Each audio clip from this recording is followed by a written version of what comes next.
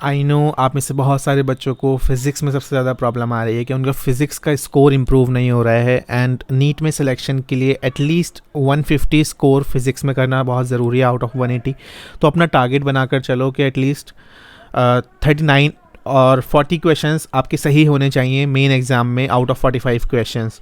ठीक है, तो उसके लिए आपको क्या करना पड़ेगा? सबसे पहले देखो, जो भी आपको जिन जिन टॉपिक्स के आप टेस्ट देते हो उसमें जो गलतियां होती हैं उनको एनालाइज करना बहुत ज़रूरी है, बिकॉज आपको सेलेक्टिव स्टडी करनी पड़ेगी।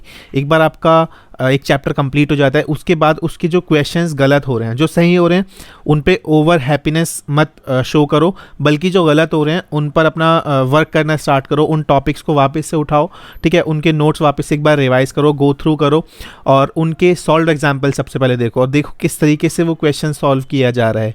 ठीक है, स्टेप बाय स्टेप सॉल्विंग कैसे मेथड, क्या क्या मेथड्स यूज़ हो रहे हैं सॉल्विंग के लिए उस क्वेश्चन पर्टिकुलर क्वेश्चन के। उसके बाद फिर उसके बाद अनसॉल्व क्वेश्चंस पर जाओ। ठीक है, तो मॉड्यूल से करो या एमसीक्यू बुक जो भी आपने ले रखी है वो करो, but stick to one book. ठीक है, for MCQ. And second part जो उसके बाद, उस एमसीक्यू के बाद जो आपको रिवीजन के लिए यूज़ करनी है वो प्रीवियस ईयर क्वेश्चंस हैं। And I would suggest 34 years for physics and chemistry and 11 years for biology. तो ये आप अपना टारगेट बना के चलो कि आपको 34 ईयर्स के जो फिजिक्स के क्वेश्चन हैं वो तो करने ही करने हैं। तो फिजिक्स में सबसे ज़्यादा इंपॉर्टेंट क्या होता है? सबसे पहले आपको अपने लेक्चर्स देखने हैं। मतलब मैं पूरा स्टेप बाय स्टेप प्रोसेस बताता हूँ फिजिक्स का, कैसे आपको एक चैप्टर पूरा कंप्लीट हो जाएगा आपका।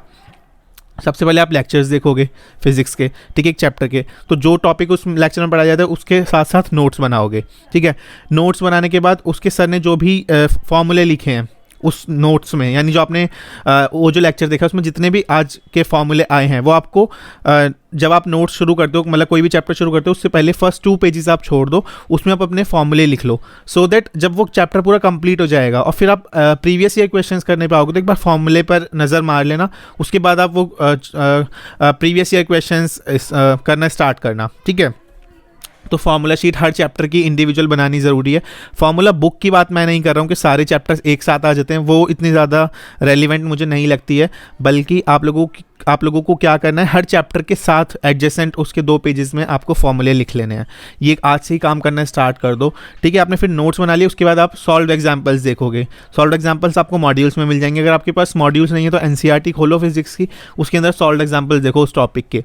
उसके बाद आप जो भी आप एमसीक्यू बुक यूज़ करते हो उसके साथ सॉल्व एग्जाम्पल्स देखने के बाद उसमें अनसॉल्व क्वेश्चंस करना स्टार्ट करो। उसके एक्सरसाइज 1 जो कॉन्सेप्चुअल क्वेश्चंस वाले होते हैं वो करना स्टार्ट करो। ठीक है, वो पर्टिकुलर टॉपिक कंप्लीट हो जाता है, उसके बाद वो चैप्टर बंद कर दो। फिर सेकंड जब लेक्चर देखोगे फिर आपको ये सेम प्रोसेस करना है। पहले नोट्स बनाने हैं, फॉर्मूले लिखने हैं अलग शीट पे, एंड देन सॉल्व एग्जाम्पल्स करने हैं, फिर अनसॉल्व पर जाना है।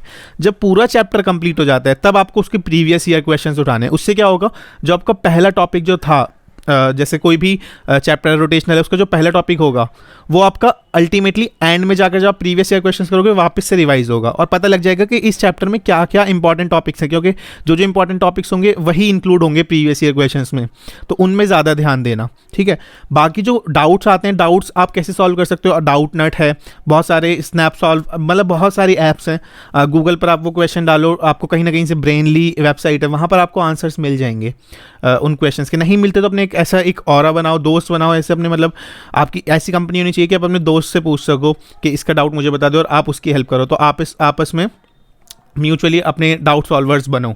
ठीक है, तुम अपने दोस्त के डाउट सॉल्व करो, वो तुम्हारे डाउट सॉल्व करेगा। तो म्यूचुअलिज्म रहना चाहिए फ्रेंड्स में। एंड ऐसे दोस्तों से दूर रहो जो आपको अपने गोल अचीव करने से पीछे खींचते हैं। ठीक है, ऐसे दोस्तों के साथ अपना ताल्लुक बढ़ाओ जो आपको अपने गोल अचीव करने में मदद करते हैं, आपको पुश करते हैं। ठीक है, तो ये एक पर्टिकुलर फ्रेमवर्क है कैसे आपको एक चैप्टर कंप्लीट करना है। फिर एक चैप्टर कंप्लीट होता जाएगा, जो मल्टीपल चैप्टर्स हो जाएंगे उसके प्रीवियस ईयर क्वेश्चंस हो जाएंगे। उसके बाद आपको टेस्ट पेपर सॉल्व करने में ईजी रहेगा। फिर जब आप टेस्ट पेपर पे आओगे तो आपके जो जो क्वेश्चंस गलत होते हैं उनको एनालाइज करना सेम डे बहुत ज़रूरी है। मैं मानता हूँ टेस्ट देने से ज़्यादा ज़रूरी टेस्ट का एनालिसिस है, तो आपको एनालिसिस करना पड़ेगा ही पड़ेगा, सो दैट आप अपनी गलतियां आइडेंटिफाई कर पाओ। यही एक मेन मिस्टेक होती है, बच्चे टेस्ट देते हैं, उनको मार्क्स पता लग जाते हैं, मान लो उनके फिजिक्स में 120 आया आउट ऑफ 180, तो जो 60 नंबर आपके कटे हैं अगर आप उन गलतियों पर वर्क नहीं करोगे तो वो 60 नंबर हमेशा कटेंगे, आने वाले टेस्ट में भी कटेंगे, और कभी भी टेस्ट का स्कोर इंप्रूव नहीं होगा। भले ही नीट हो जाए तो भी आपका वो स्कोर वहीं तक स्टक रहेगा, क्योंकि आपने आइडेंटिफाई ही नहीं किया कि आपकी क्या क्या मिस्टेक्स थी, राइट। सो आपको ये चीज़ करना बहुत ज़रूरी है। आप एनालाइज करो, आप आइडेंटिफाई करो उन टॉपिक्स को जो जो टेस्ट में गलत हो रहे हैं, और उन पर वर्क करना स्टार्ट करो। बेसिकली अगर आप ये करना स्टार्ट कर दोगे तो आपका स्कोर ऑटोमेटिकली इंप्रूव होना स्टार्ट हो जाएगा। Thank you.